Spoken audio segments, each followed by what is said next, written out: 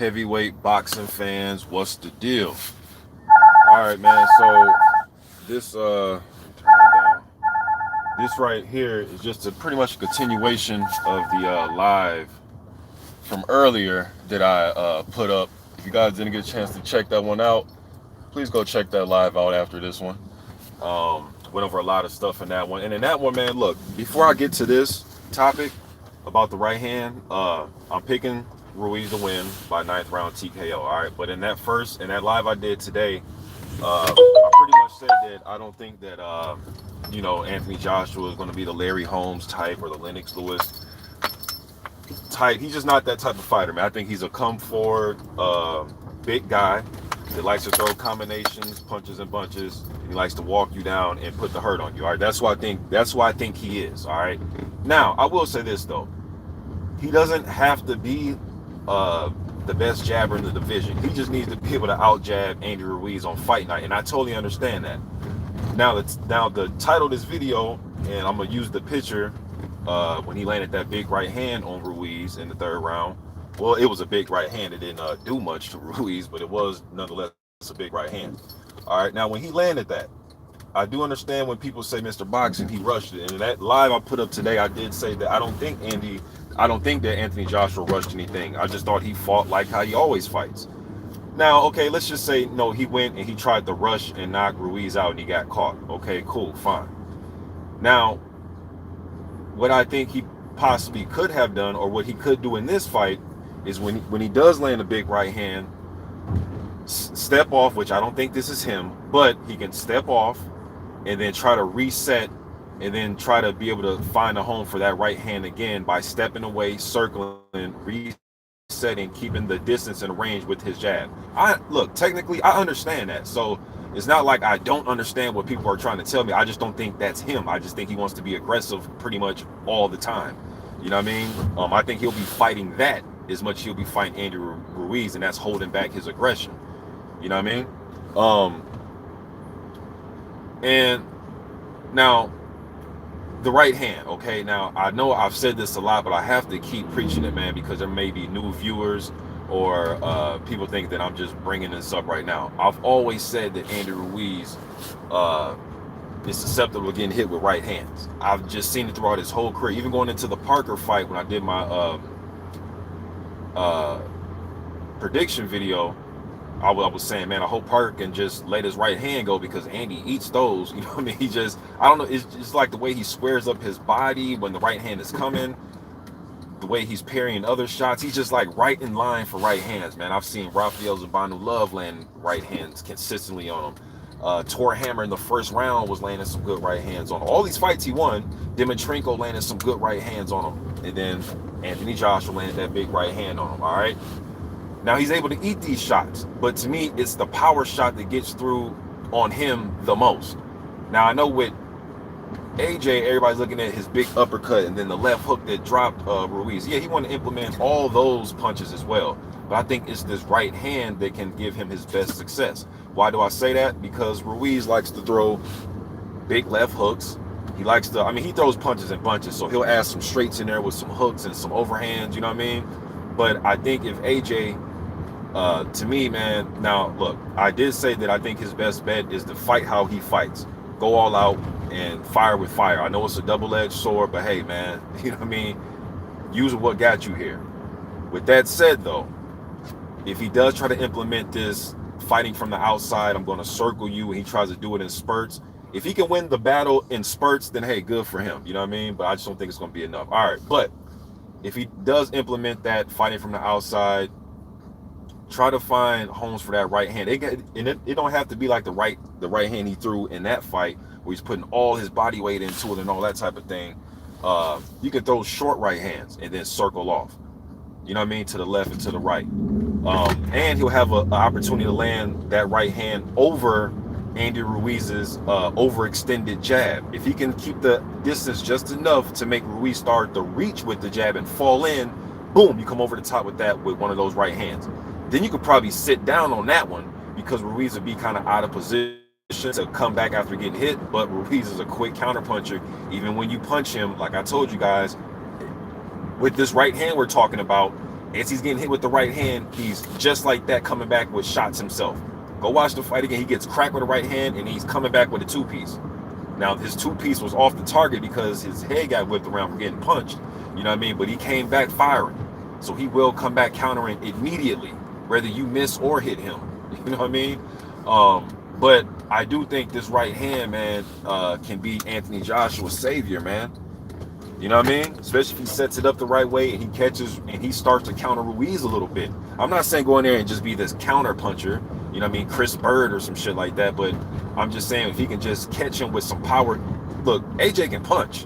Let's not get that twisted or confused or swept under the rug. The dude can punch now, man. But now if he can land some unexpected counters on Ruiz, especially the right hand I'm talking about, you know, Ruiz may be in trouble, man.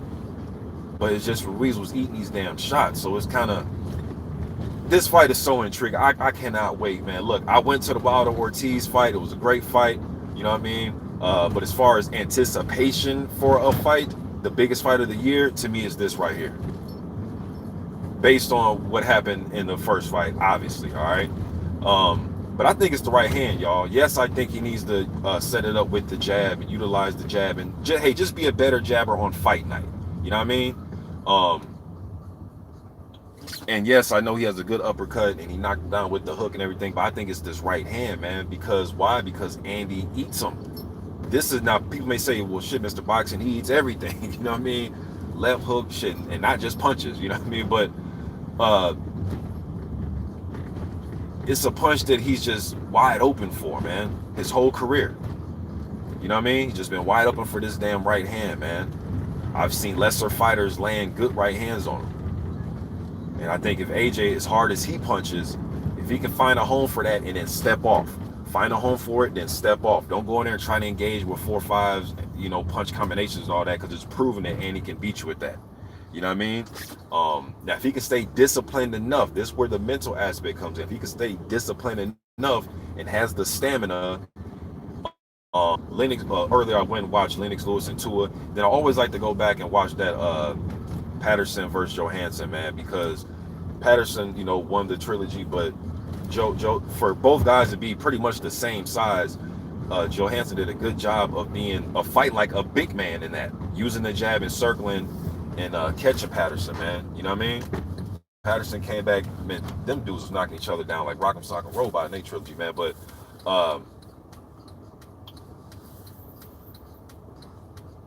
if, you know, now I brought up Lennox because Lennox did a great job. Him and Vladimir Klitschko both did a great job, man. And I see you guys, I'm driving right now, man, so I probably won't be able to get to you guys' comments till I stop.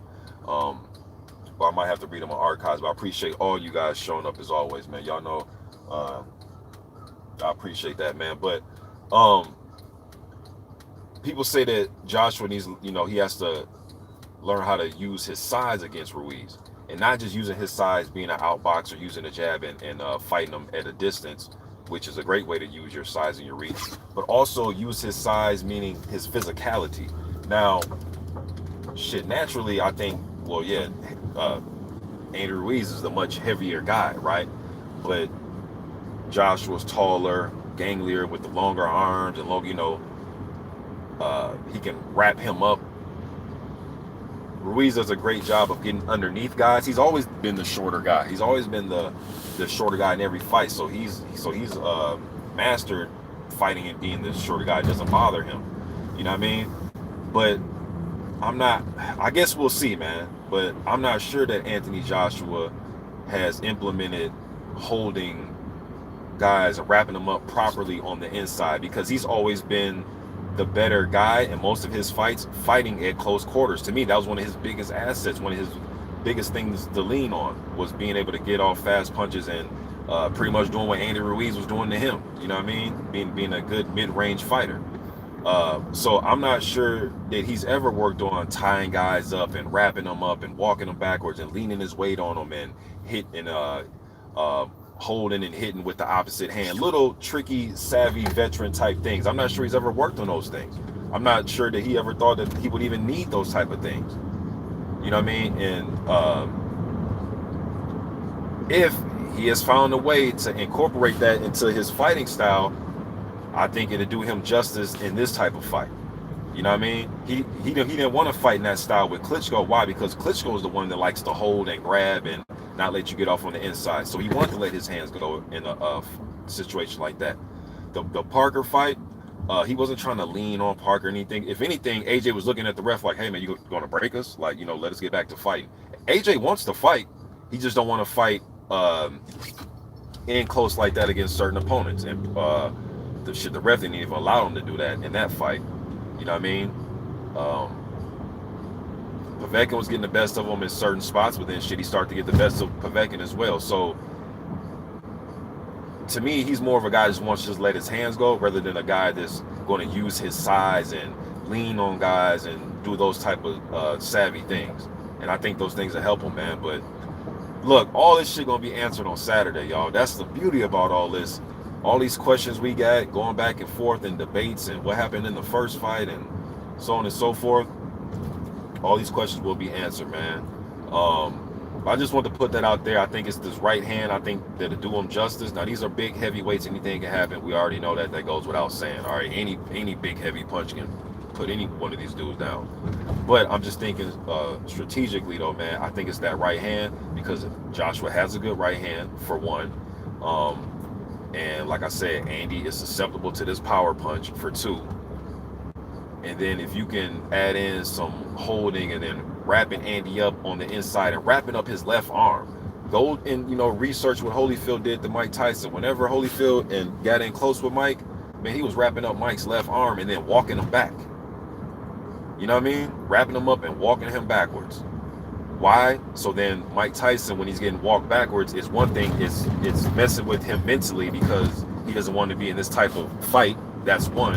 And then two, you're pushing his momentum back. So then he has to restart coming forward again. And when he does, boom, boom, hello, you're going to meet his ass with some punches. And then wrap him up, rinse, wash, repeat. You know what I mean? And do it all over again until he gets dizzy, you know what I mean, of going through that phase, and then you can start picking him off.